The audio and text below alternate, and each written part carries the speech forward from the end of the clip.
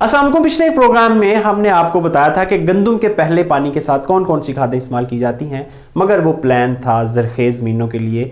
और अगर आपकी ज़मीन कलराठी है या रेतली है, जिस तरह हमारा चुलिस्तान है, थर है, थल है, और इसके अलावा खुशाब के कुछ इलाके हैं, लिया है, भक्कर है, तो सिंध का बहुत सा इलाका जो है, फिर जो हमारा एक कोस्टल बेल्ट के साथ कुछ इलाके हैं वहाँ सैंडी सॉइल है। तो ऐसे जो एरियाज़ हैं वहाँ अगर आपने गंदम काश्त की हुई है और आप गंदम की फी मन अच्छी पैदावार लेना चाहते हैं, तो फिर आपको फर्टिलाइज़र प्लान क्या रखना चाहिए कि आप 60 से 70 मन फी एकड़ की दौड़ में आ सकें। वरना हमारे जो आम किसान हैं वो ऐसे एरियाज़ में भी 20-25 मन पैदावार लेते हैं, इससे ज़्यादा नहीं जा सकते। तो किसान भाइयों, इसमें 2-3 ट्रिक्स हैं, छोटे छोटे पॉइंट्स हैं। अगर आपको समझ आ गए तो यकीनन आप अच्छी पैदावार ले सकते हैं। वरना आपका वही जो हिस्ट्री है हमारी, हम जो सैंडी सॉइल है या हमारे ऐसे रकबे जहाँ प्रॉपर सैराब नहीं किया जाता उन्हें, वहाँ से किसान 20 मन, 22 मन, 18 मन यही पैदावार लेते हैं। तो किसान भाइयों, आपने 2-3 चीज़ें बड़ी सोच समझ के करनी है। खादें बहुत महंगी हैं। आपने कुछ इस तरह का प्लान बनाना है कि आपकी जो खादें हैं उनका ज़्यादा से ज़्यादा इस्तेमाल हो। तो आज जो हम डिस्कस करेंगे रेतली ज़मीन में गंदम की अच्छी पैदावार।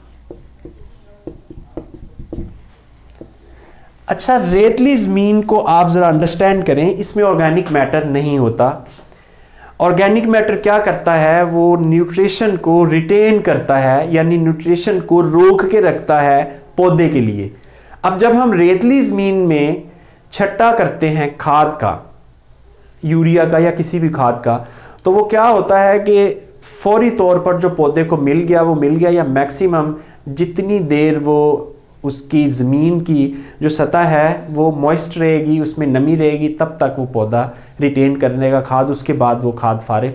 और जब पौधे को ज़रूरत होगी तो रेत में कुछ नहीं होगा, जिसकी वजह से आपकी पैदावार कम आएगी। और इनफैक्ट यही मसला आता है हमारे किसानों के साथ। तो आपने सबसे पहला जो काम करना है वो ये है कि जितनी भी आपने फर्टिलाइज़र प्लान की हुई है उसको स्प्लिट कर लेना डोजेज़ में, मुख्तलिफ डोजेज़ में। मतलब कि उसके आपने हिस्से बना लेने हैं कि 1 हिस्सा, 2 हिस्सा, 3। नॉर्मली जब आपने पूरा एक बैग देना है, एक तो अभी मैं आज आपको बताऊंगा कि आपने खादें चेंज करनी है, दूसरा एप्लीकेशन का तरीका चेंज करना है। तो जो खादें चेंज करनी है, सबसे पहले उस पर डिस्कस कर लेते हैं। हमारे पास जो यूरिया के सोर्सेज हैं वो 3 हैं। एक है सिंपल यूरिया, और इसको मैं उर्दू में भी लिख देता हूं, सादा यूरिया, और दूसरा तरीका होता है कोटेड यूरिया। और जो तीसरा एक हमारे पास सोर्स है यूरिया का, वो अब मार्केट में आ चुका है, वो बड़ी ब्लेसिंग है, लिक्विड यूरिया। रेतली ज़मीनों के लिए आप ये समझें कि आपने रेतली ज़मीन में जब ये वाला यूरिया डाल दिया तो फिर आपने सिर्फ 10 से 20% यूटिलाइजेशन हुई है इसकी, बाकी सारा लीच डाउन कर गया है।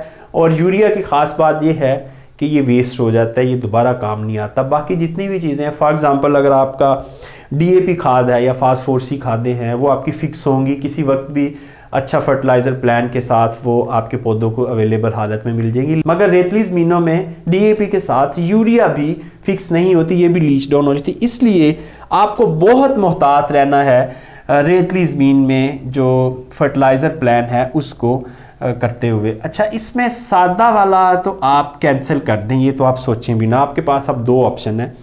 दूसरा ऑप्शन ये है कोटेड यूरिया। पाकिस्तान में मुख्तलिफ कंपनीज़ के, कोई नीम कोटेड है, कोई इस तरह मुख्तलिफ ब्रांड्स में कोटेड यूरिया आते हैं, उसको कोटेड यूरिया कहते हैं। तो आप अगर वो लेना चाहें तो आप मार्केट में जाके बताएं जी मुझे सादा नहीं, मुझे कोटेड यूरिया चाहिए। अच्छा जी, कोटेड यूरिया जो है ये स्लो रिलीजिंग होता है। जो आपका सिंपल यूरिया है ये फौरी क्विक आपके पौधे को मिल जाता है। आपने किसी चीज़ की वेजिटेटिव ग्रोथ करवानी है, किसी प्लांट की, किसी चारे की या गंदम वगैरह की, तो आप उसको यूरिया देते हैं, वो दिनों में ऊपर आ जाता है। जबकि जो कोटेड यूरिया है ये स्लो रिलीज है, और ये जब रेत में जाएगा तो ये आपके वेस्ट होने के चांसेस कम होंगे। तो इसलिए आपने जब भी यूज़ करना है यूरिया यूज़ करना है, और यूज़ कैसे करना है, स्प्लिट डोज, यानी स्प्लिट डोज को उर्दू में कहेंगे कि हिस्सों में तकसीम करके, हिस्सों में तकसीम करके इस्तेमाल करना है। एक बैग जो है वो आपने एक साथ में नहीं देना। आपने पानी लगाया एक बैग, उसको हाफ बैग, आधा बैग जो है उसको आपने फ्लड कर दिया पानी के साथ। अब इसके बाद सवाल पैदा होता है कि पानी तो अगला जाके लगेगा महीने बाद, तो क्या हम इतना इंतज़ार करेंगे? जी नहीं, इंतज़ार नहीं करेंगे।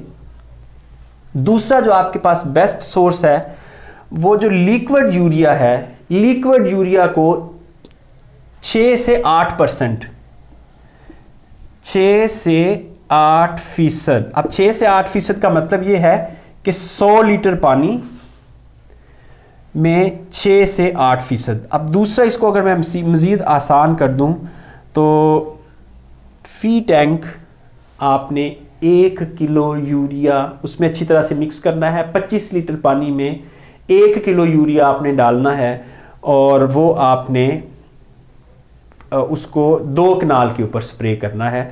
और जो टोटल आपके पास 8 कनाल है उसमें 4 से 5 टैंक लगने चाहिए। तो इस तरह 6 से 8% यूरिया जो है वो 1 एकड़ में आपका लग जाएगा, यानी 100 लीटर पानी में आपने 6 से 8 किलो यूरिया डालना है।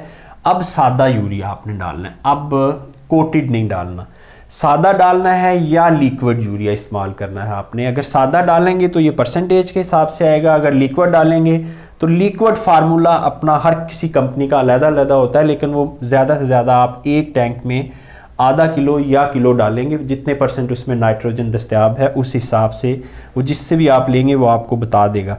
तो ये जो रेतले एरियाज़ में वेजिटेटिव ग्रोथ करवाने के लिए गंदम की इस स्टेज पे जो सबसे अहम ज़रूरी चीज़ है वो नाइट्रोजन खाद ही है। लेकिन नाइट्रोजन खाद जब आप उसको एक दफ़ा में दे देंगे वो लीच डाउन कर जाएगी और ज़ाया हो जाएगी, इसलिए स्प्लिटेड डोजेस में देनी है। और जब आप पानी लगा रहे हैं तब आप फ्लड कर सकते हैं या छट्टा करके पानी लगा सकते हैं, लेकिन जब पानी नहीं लगा रहे फिर आपने फॉलियर स्प्रे करना है। और फॉलियर स्प्रे में आप लिक्विड इस्तेमाल करें या सादा यूरिया इस्तेमाल करें, दोनों बेहतरीन हैं।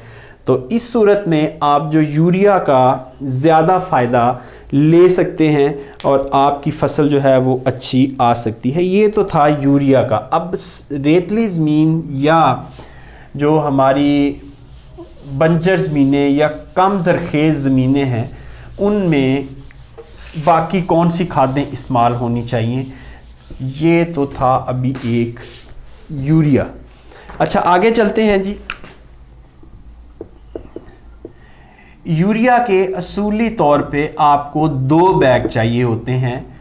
अप्लाई कैसे करना है वो तरीका मैंने सारा आपको बता दिया है। हर पानी के साथ आधा बैग लगाएंगे और बाकी जो है वो हर हफ्ते बाद आप उसको एक स्प्रे करेंगे और उतनी देर तक करेंगे जब तक वो गोब की हालत में बूटिंग स्टेज पे नहीं आ जाती गंदम, तब तक आप स्प्रे जारी रखेंगे। तो आप ये देखिएगा कि अगर आपने ये फार्मूला कर लिया, ये टोटल 3 से 4 स्प्रे होने हैं आपके, अगर आपने कर लिया तो आप पहचान नहीं सकेंगे कि ये ज़रखेज़ ज़मीन में गंदम उगी हुई है या मेरी रेतली ज़मीन में उगी हुई है, इतना इसका इम्पैक्ट आएगा। अच्छा, दूसरा जो आपने इसमें बड़ी अहम एक चीज़ है वो आपने इसको अच्छी क्वालिटी का जो सल्फ़र है वो 8 किलो फ्लड करना है यूरिया के साथ।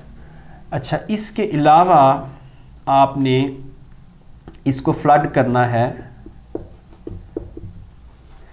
Humic acid. ह्यूमिक एसिड इसलिए ज़रूरी है कि ह्यूमिक एसिड आपकी ज़मीन को फौरी तौर पे फर्टिलिटी की तरफ लेके जाता है और आपकी जो न्यूट्रिएंट्स होते हैं, जो खादें होती हैं, वो पौधों की जड़ों में बेहतरीन तरीके से दस्तयाब हालत में आ जाती हैं। तो ये जो आपका यूरिया, सल्फ़र और ह्यूमिक एसिड, ये 3 चीज़ें इंतहाई ज़रूरी हैं। इसके अलावा अगर आपकी जेब इजाज़त दे तो 5 से 8 किलो जिंक जो है वो भी आप इसको डाल सकते हैं, लेकिन अगेन आपको बता दूं, जिंक अगर आपने फ्लड कर दिया तो फिर आप समझें कि 90% आपने ज़ाया कर दिया। जिंक जो है आपने 2 किस्तों में फोलियर करना है, स्प्रे करना है, एक साथ में नहीं स्प्रे करना, 2 मुख्तलिफ औकात में स्प्रे करना है। 40 दिन बाद आपने स्प्रे शुरू करना है जिंक का।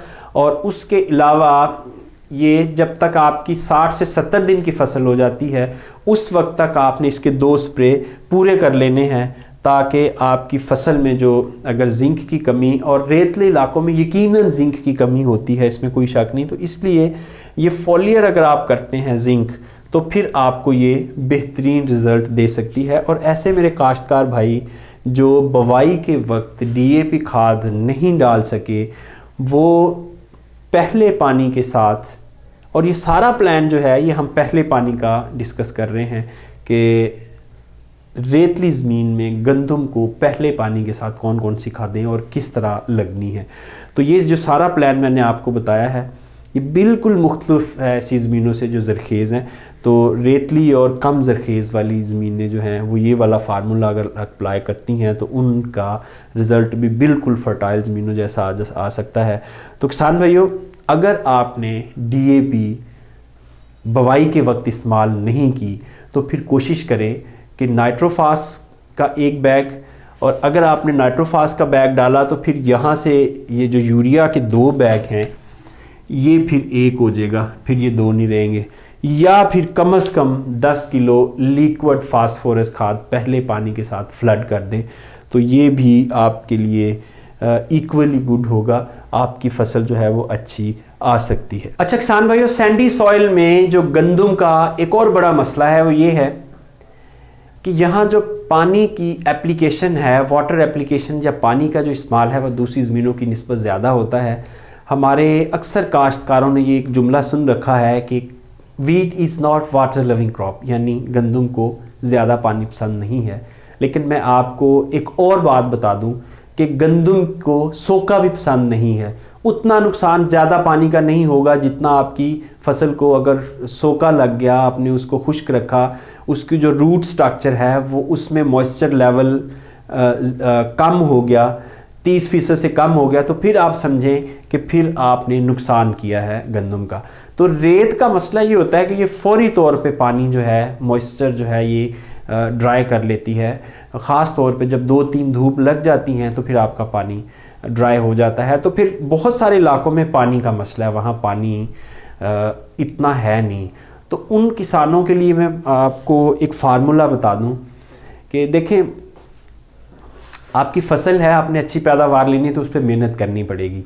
तो फिर किसान भाइयों, आप जो कर सकते हैं कि बेहतरीन काम वो ये है कि आपके पास बूम स्प्रेयर अगर हो तो आप हफ्ते में 1 बार 2% नाइट्रोजन के साथ सारी फसल को स्प्रे अगर कर देते हैं हफ्ते में 1 बार, और ये सिर्फ उस स्टेज तक है जब तक हमारी ये जो गर्मी की एक वेव चल रही है वो ख़त्म नहीं हो जाती। उसके बाद बेशक आप 15 दिन बाद 1 स्प्रे कर दें, तो ये आपकी वेजिटेटिव ग्रोथ भी बेहतरीन हो जाएगी, आपकी ज़मीन को सोका भी नहीं लगेगा। अगर आपके पास रकबा कम है, बूम स्प्रेयर नहीं है, तो कोई बात नहीं, दूसरी जो पेट्रोल वाली टैंकी होती है हम आमतौर पे इस्तेमाल करते हैं, उससे भी आप ये स्प्रे कर सकते हैं। तो किसान भाइयों, रेतले इलाकों में भी अच्छी पैदावार ली जा सकती है अगर आप हमारे बताए हुए फार्मूले पे अमल करें। इजाज़त दीजिए, खुदा हाफिज़।